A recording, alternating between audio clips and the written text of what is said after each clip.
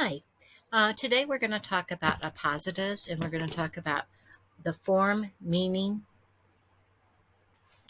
and use of an appositive. So let's analyze the form for an appositive.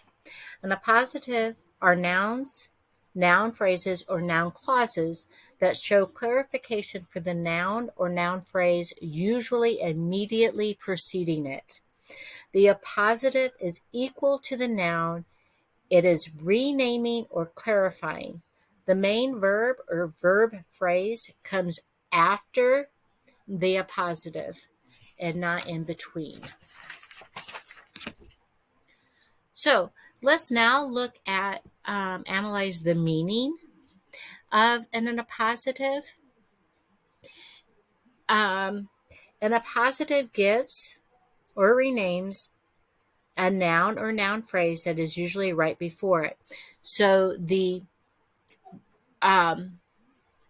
Merriam-Webster dictionary says a grammatical construction in which two or more usually adjacent words, phrases, or clauses, especially nouns or noun equivalents, that have the same referent stand in the same syntactical relation to the rest of the sentence. Simplified definition is a noun or noun phrase, noun clause that sits next to another to rename or redescribe or to clarify. So the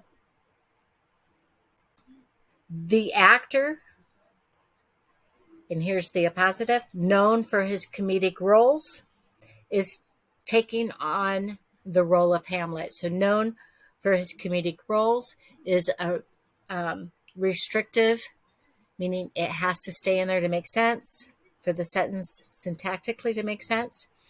So known for his comedic roles describes the actor. It's restrictive. We need to have it.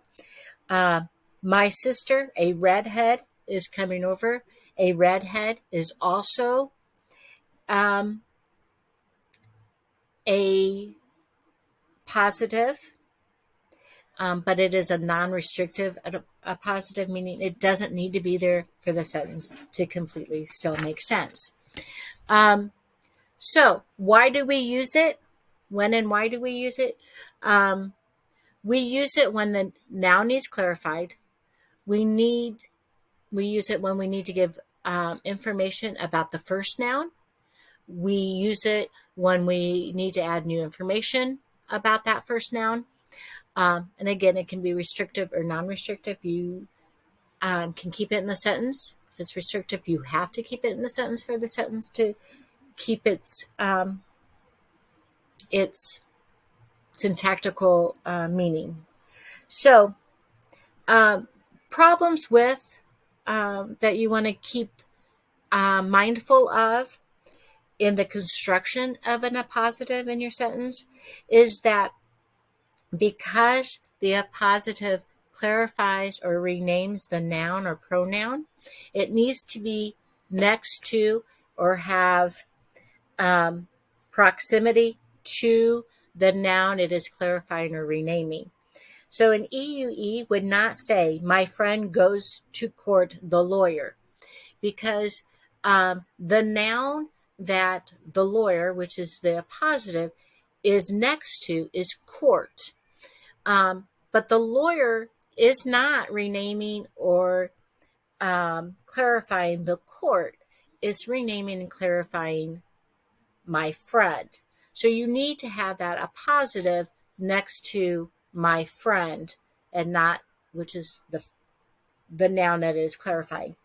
So you would say, my friend, the lawyer, is going to court. So one problem is proximity. We have to have the appositive near, close to, next to what it is describing or renaming. And the other issue is that we need to know if the appositive is restrictive, which means we have to have it to help clarify the sentence, or is it non-restrictive, meaning that we can get rid of it and the sentence still makes sense. So in the sentence, my friend the lawyer goes to court, the appositive is restrictive. We need to have it in order for the sentence to make sense. So if we would take it out, my friend goes to court, the meaning of the sentence changes. We do not know if the friend is going to court because he is arguing a traffic ticket, or he wants to defend himself on a murder case. So we don't know if he's the defendant. We don't know if he is the jury member. We don't know if he is the judge, the bailer. We don't know who the friend is. So it changes the meaning of the sentence.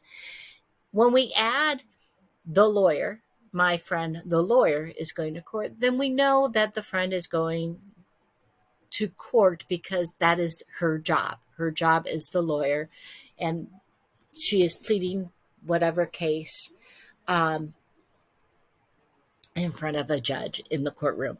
So the use, we have to be very careful with the why it is used and the when it is used. Is it restrictive, non-restrictive, and where it is placed in the sentence. I hope that helps clarify the use of appositives in at least a short